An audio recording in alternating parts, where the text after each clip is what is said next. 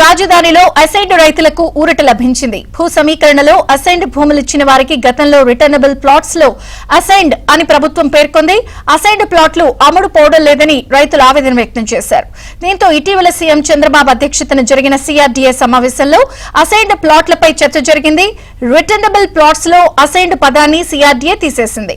Land pooling లో clause మారుస్తూ GO number 187 జారీ చేసింది.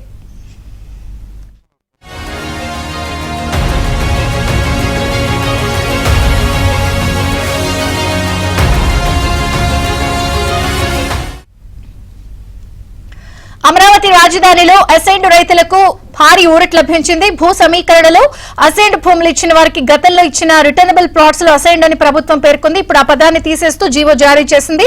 పూర్తి updates AP bureau chief Ramarao అందిస్తారు. రామారావు. విజయచంద్రిక, రాజధాని అమరావతిలో భూ సమీకరణ ఒప్పందం కింద భూములు ఇచ్చిన రైతులు, అసైన్డ్ రైతులకు గొప్ప ఊరట లభించింది. ఈ రోజు రాష్ట్ర ప్రభుత్వం వాళ్ళకు ఊరట కల్పిస్తూ జీవో నంబర్ 187 పురపాలక శాఖ ప్రిన్సిపల్ సెక్రటరీ సురేష్ కుమార్ జారీ చేశారు. గతంలో అసైన్డ్ భూములను భూ సమీకరణ ఒప్పందంలో ఇచ్చిన వారికి వాళ్ళకి ఇచ్చిన రిటర్నబుల్ ప్లాట్లలో అసైన్డ్ అని చెప్పి ప్రభుత్వం పేర్కొంది.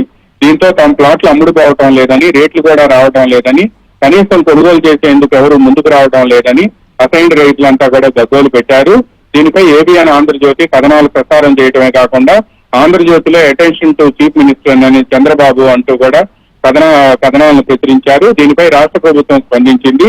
ఇటీవల జరిగిన CRDA అథారిటీ సమావేశంలో ముఖ్యమంత్రి చంద్రబాబు ఈ అంశంపై చర్చించారు. అసైన్డ్ రైతులకు ఇచ్చిన భూములకు రిటర్నబుల్ ప్లాట్లలో అసైన్డ్ అనే పదం తీసివేయాలి అని చెప్పి కూడా ఆ సమావేశంలో చర్చ జరిగింది. ఈ మేరకు ఈ రోజు ల్యాండ్ పూలింగ్ చట్టంలోని 9.24లోని కాలం number 7 rule number 11 clause number 4లో మారుతూ ప్రభుత్వం జీవో జారీ చేసింది. ఓనర్షిప్ లో ప్రధానంగా పట్టా భూమి అని పేర్కొంటూ అసైన్డ్ అనే పదాన్ని తీసివేయాలి అని చెప్పి కూడా ఈ చట్టంలో పేర్కొన్నారు. ఈ క్లాజును కూడా సవరించారు. దీంతో ఈ మేరకు జీవో నంబర్ 187ను పురపాలక శాఖ ప్రిన్సిపల్ సెక్రటరీ సురేష్ కుమార్ ఈ రోజు విడుదల చేశారు. దీంతో రాజధానిలో అసైన్డ్ రైతులకు ఊరట లభించినట్టయింది.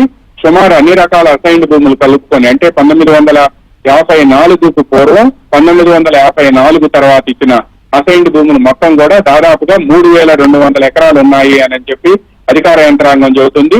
వీళ్ళందరికీ కూడా గతంలో ఇచ్చిన అసైన్డ్ రైతులు భూ సమీకరణ ఒప్పందం కన్నా ఇచ్చిన భూములకి రిటర్నబుల్ ప్లాట్ల అన్నింటిలో కూడా అసైన్డ్ అని ఉంది.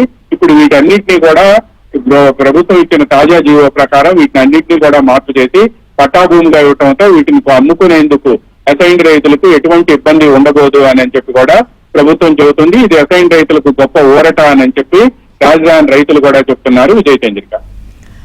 Okay Ramarao, thank you.